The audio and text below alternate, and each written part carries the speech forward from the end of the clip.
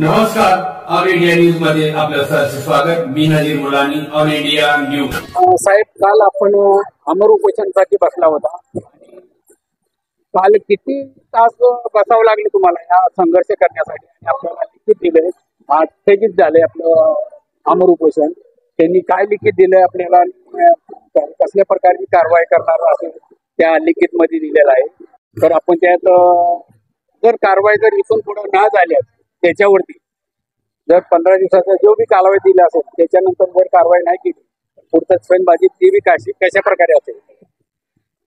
काल त्यांनी मी जवळजवळ 8 तास उपोषणाला बसलेलो होतो. हे माझं फर्स्ट टाइम की मला 8 तास बसावं लागलं. ना की यापूर्वीची उपोषण माझी फक्त 15 मिनिट ते अर्ध्या तासात संपलेली आहे. मला लिखित हे करून काल संध्याकाळी 7 वाजता माझं उपोषण संपलं आणि त्यांनी मला लेखी दिलेलं आहे. 15 दिवसाची ते मुदत मागत होतं. मी बोललो 15 दिवस नाही, तुम्हाला 2 महिने मुदत देत आहे.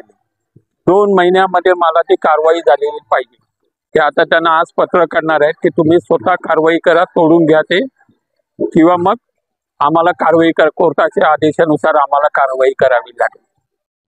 आणि जर कारवाई जर नाही झाली तर पुढचं आंदोलन माझं एकदम भव्य आंदोलन असेल. तिथे ठिय्या आंदोलन आणि आमरण उपोषण, म्हणजे माझी डेड बॉडीच्या ना घरी पाठवावी लागेल, एवढं माझं तीव्र आंदोलन असेल. आपल्याला काय वाटतंय, आता त्यांनी लिखित दिलंय याच्यानंतर कारवाई करतील की नाही, असं काय तुम्हाला काय वाटतंय? काय त्यांच्या अधिकाऱ्याबद्दल वरिष्ठ आणि ह्या ठिकाणी बसलेले सहायुक्त? आजपर्यंत माझा अनुभव आहे, जे मला लिखित दिलेलं आहे ते पूर्ण झालेलं आहे. तर या वेळेलाही ते पूर्ण होईल. ते 15 दिवसाची मुदत मागत होते, मी 2 महिन्याची दिलेली आहे की कुठून तरी कारवाई होऊ दे.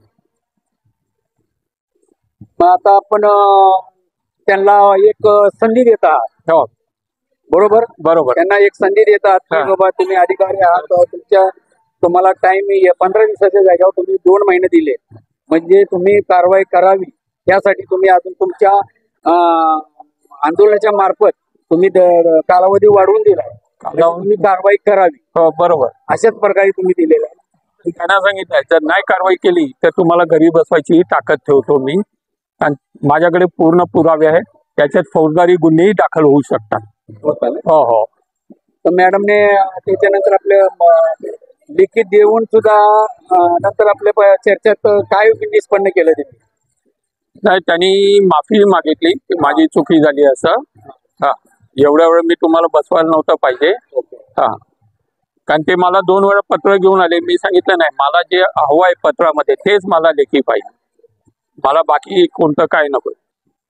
म्हणजे अधिकाऱ्याने आपली माफी मागितली. हो, त्यानंतर आपण मोठ्या मनाने त्यांना आंदोलनाच्या मार्फत त्यांना टायमिंग वाढून दिलं. हो, आणि त्यांनी ऍक्सेप्ट करून तुम्हाला योग्य ती कारवाई करण्याचा आश्वासन दिलं. योग्य ती कारवाई लेखी आश्वासन दिले.